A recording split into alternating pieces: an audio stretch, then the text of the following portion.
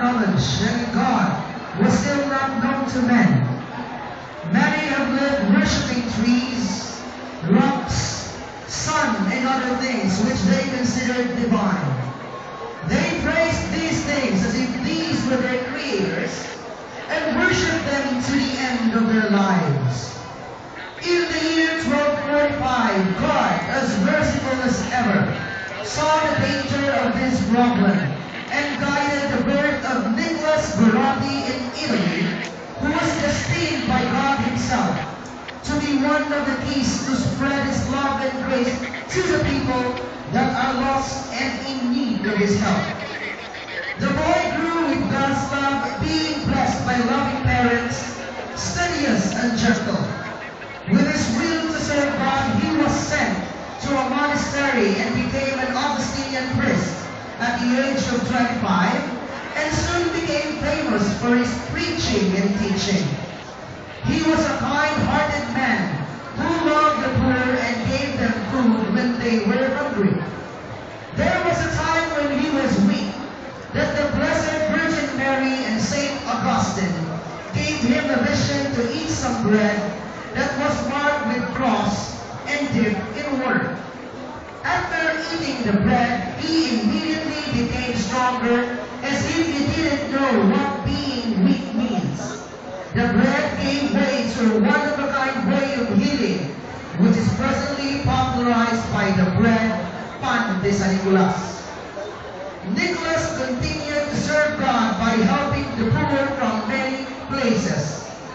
He even visited prisoners and outlaws and shared the goodness of God to the people who did not know him yet. He also performed miracles to the non-believers using a piece of bread which he would bless first before giving it and use it to heal the people with illnesses and disabilities. He always helped people that were needed to be saved, and says, "Say nothing of this," and explaining that he is just God's instrument to help them. From then on, many people, including those who have worshipped other gods, followed him as a messenger of God's word, and he was able to convert non-believers into Christians and celebrated masses in many places.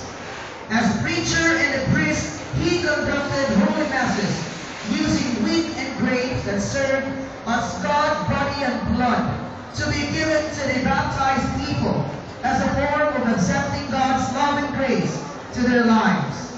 He died from a disease in the 10th day of September in the year 1305, which also became his feast day.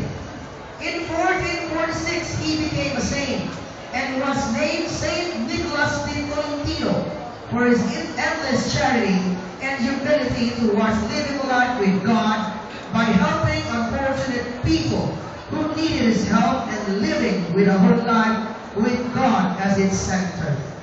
Now, in the 75th anniversary celebration of Faith in Action of the Diocese of Surigao, the Catholic community of Surigao commemorates the works of our dear patron and celebrates his feast for the glory of our God. This way, the life he spent for the goodness of the people will be remembered and will forever be marked in the history. Ladies and gentlemen, from the contingent